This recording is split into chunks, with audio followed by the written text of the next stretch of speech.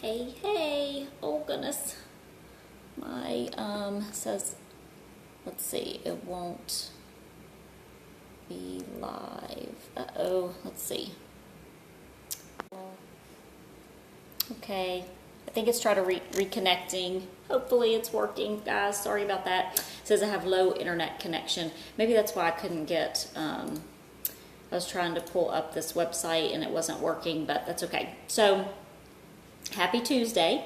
I am here to do our tips for Tuesday.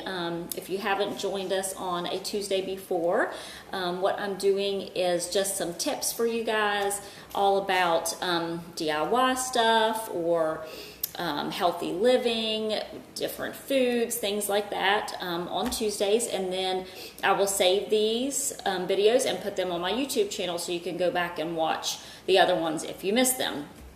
So today, hopefully this is working because it said I had low connectivity. I see a couple people popping on, so I think it is working live now.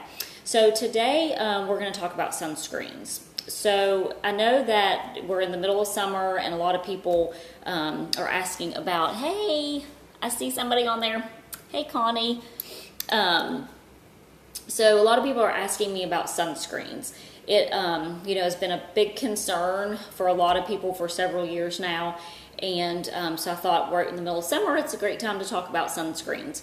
So the first thing I will tell you is that the EWG has a really great website that you can go on and look up different sunscreens. You can look up information about them. You can look about the ingredients. It has tons of great info. And it's www.ewg.org. And you can also put that app on your phone so you can use the app if you're out and there's a product that you wanted to scan and check and see what the rating is. There's quite a few on there. There are definitely not all the products, but there are a lot on there. So prior to this sunscreen I'm going to talk about today, we use the EWG a lot in the store to scan the products to find out, what the rating was. So what the EWG does, I'll tell you a little bit here. I've got the website finally pulled up. It wasn't working. They basically look at the active ingredients and find out the toxicity of them. And so that's the biggest concern with the sunscreen is that it's known that a lot of these, they penetrate through the skin and they're found in the bloodstream, and they also have been found to cross the breast milk in the mother. So that's not good. And a lot of these ingredients have been found to disrupt hormones, affect the thyroid, lots of different things. So especially on our little ones, we're concerned because we don't want to disrupt their hormones, especially as they're developing, or their thyroid. And I got enough making my hormones crazy, so I don't need anything else disrupting it for myself as well. So when they research these and give you the information, they're basically looking to see first, will the chemical penetrate the skin and reach living tissue? Will it disrupt the hormone system? Can it affect the reproductive and thyroid systems? And then in the case of fetal or childhood exposure, can it cause permanent things with that? Then can it cause skin allergy? Because that's another big one with a lot of these chemicals. They cause rashes on the skin. And then what if it's inhaled? And then any other toxicity concerns.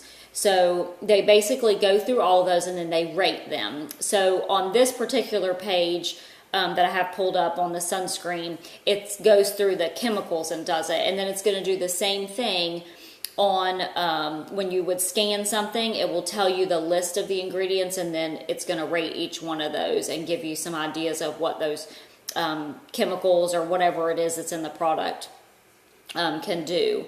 So zinc oxide is found to be probably the best. It is UVA and UVB, so it's a broad spectrum protection, which you want to make sure you're looking for that on the sunscreen because you want to protect against both of those. And zinc oxide does that.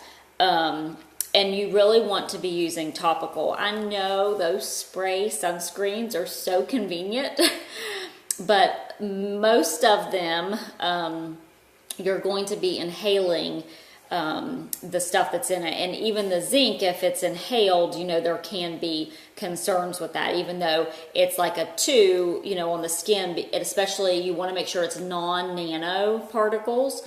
So if it's non-nano, then it's not going to penetrate into the skin. So that's the other thing with that, is you make sure that it does say non-nano and that it is zinc. And there's no evidence of any hormone disruption with that. And like I said, if you're using the topical, you don't have to worry about the inhalation concerns. So I would definitely recommend checking out the EWG website, getting the app. And then I'm going to tell you just a little bit about which sunscreen we use. So we use this mineral sunscreen lotion. And we have there's 2 of them from Young Living. One of them is an SPF 10, and then the new one is SPF 50. Because we had a lot of people that really wanted a higher SPF. The SPF 10 was really fine. I mean, I used it when I went to Utah a couple weeks ago. It was 98 degrees, full sun. Put it on first thing in the morning. I was sweating like a pig because it was super hot. And I didn't reapply it. I was there all day long and did not burn at all.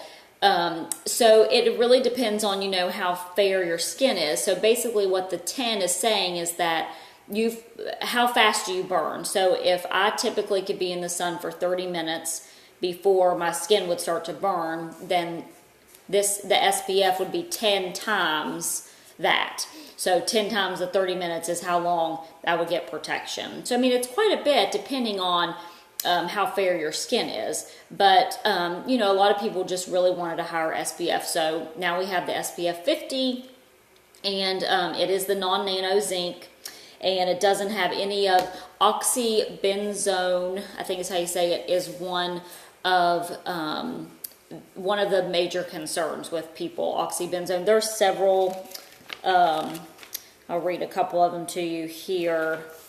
Let's see, oxybenzone, avobenzone, a lot of them have the benzone. The retinol palmitate is another big one. And a lot of these are in other products as well, like makeup and different things. So you have to be real careful with that. Any type of parabens, phthalates, petrochemicals, the PABA, 1,4-dioxane, UV chemical absorbers, artificial colors, or synthetic fragrances. And none of that is in this here. And we also... we're super excited. We got the Skin Cancer Foundation to recommend this sunscreen. So we have their label on here from the Skin Cancer Foundation to use this as a daily protection against the sun. So that's pretty awesome. And it is water resistant for up to 80 minutes. And the thing that I love about this, probably the most, is that it does not make you look white like when you put it on. So those of you that have used zinc oxide sunscreens before, they make you look like a ghost when you put them on. So this is really nice because it's like a lotion. It rubs in because of the other things that they have put in here, and it's infused with essential oils, which are amazing for your skin anyways. It's got frankincense in it. It's got myrrh. It has carrot seed oil, which is great for the skin, sunflower oil, helichrysum oil. So it is full of amazing stuff. It smells good. You can put it on your face. It is non-clogging to the pores. It goes on nicely. And again, you don't look like that ghost face. I would have the sunscreen on my kids and they're like completely white. But with this, it rubs in really nicely. And, do other things to protect against the sun so you don't have to put as much sunscreen on. My kids, I make them wear the swim shirts or whatever, so we only have to put sunscreen. For my son, he has a long sleeve one. I need to find my daughter. They're hard to find, I feel like, for the girls. But that way you don't have to put all the sunscreen. Get one of those sun shirts. You can just do the neck, the ears, the face, and if you need to do the legs, put some on there. Typically, if my kids are like just in the water, I don't usually do that much anyways. And then of course, if you're towel drying, you do want to reapply, but otherwise it's good for up to 80 minutes. And like I said, it's going to rub in and you're not going to have that white, which is nice, especially if you're not going to the pool. You definitely don't want to have that look on your face and look like a ghost. So this is going to rub in more like a lotion.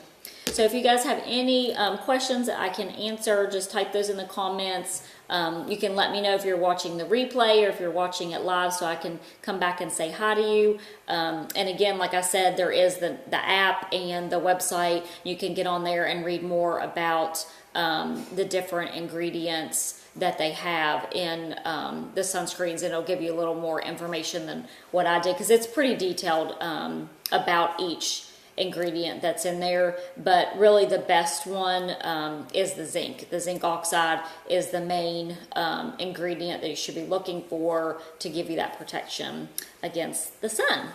All right, so like I said, just let me know if you have any questions, and I will post the replay on the YouTube channel. You can just go on YouTube and search Mama Gone Granola, and you'll find me on there. You can also find me on Facebook at Mama Gone Granola. If you'd like to be added to that group, you can let me know, and I will get you in there, and I always post the videos in there as well. All right, guys, have an awesome day. Oh, yes, I'm sorry. I see that now, Connie. It's also reef safe. I forgot to mention that. So that is a big plus, especially, you know, for those of you that are swimming in the ocean. We want to make sure we're keeping our sea life safe, and this sunscreen is labeled to be reef safe. So that's a big plus. All right, guys, have an awesome day.